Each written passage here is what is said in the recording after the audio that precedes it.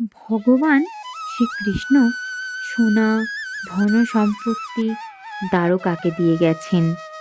ভগবান কৃষ্ণ তার বংশ, তার পুত্র পৌত্র, তার সংসার তিনি গুজরাটকে দিয়ে গেছেন। ভগবান আসল জ্ঞান অর্থাৎ গীতার জ্ঞান কুরুক্ষেত্রকে দিয়ে গেছেন, কিন্তু তার মূল্যবান চরণ তিনি বৃন্দাবনকে দিয়ে গেছেন। তিনি যখন বৃন্দাবনে থাকতেন তখন তিনি খড়ম বা জুতো ব্যবহার করতেন না। শুধুমাত্র বৃন্দাবনে তিনি চরণে স্পর্শ দিয়েছেন, যেটা আর কেউ পায়নি। কোনো ভূমি অর্থাৎ দ্বারকা, কুরুক্ষেত্র, গুজরাট কোনো ভূমি তা পায়নি, শুধু বৃন্দাবন তা পেয়েছে। যে চরণ পাওয়ার জন্য মাতা লক্ষ্মী দেবী ব্যাকুল হয়ে থাকেন, তা বৃন্দাবন পেয়েছে। তার কারণ জানেন? তার কারণ হলো তিনি বৃন্দাবনকে নিজের ঘর বলে মানতেন।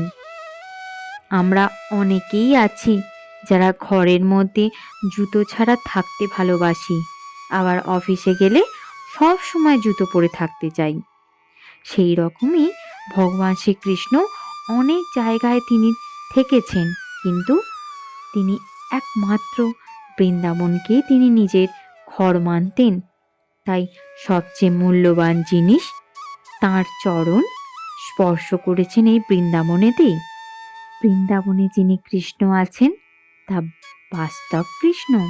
আমরা যেমন ঘরেতে এসে শান্তি পাই, ঘরে নিজের রূপে ফিরে আসি, যা অফিসে গেলে অন্যরকম হয়ে থাকি, সেই রকমই ভগবান কৃষ্ণ বৃন্দাবনে তিনি লীলাবিলাস করেছেন নিজের ঘরের মতন।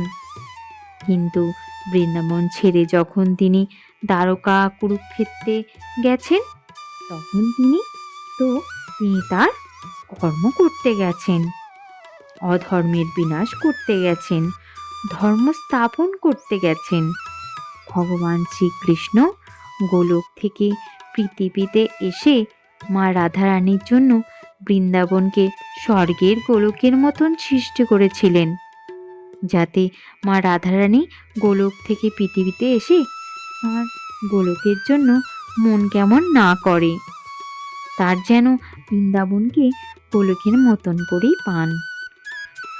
তাই বৃন্দাবনকেও ভগবানের দ্বিতীয় গোলকধাম বলা হয়, যেখানে ভগবান শ্রীকৃষ্ণ মাতা রাধারানী সবসময় লীলাবিলাস করেন।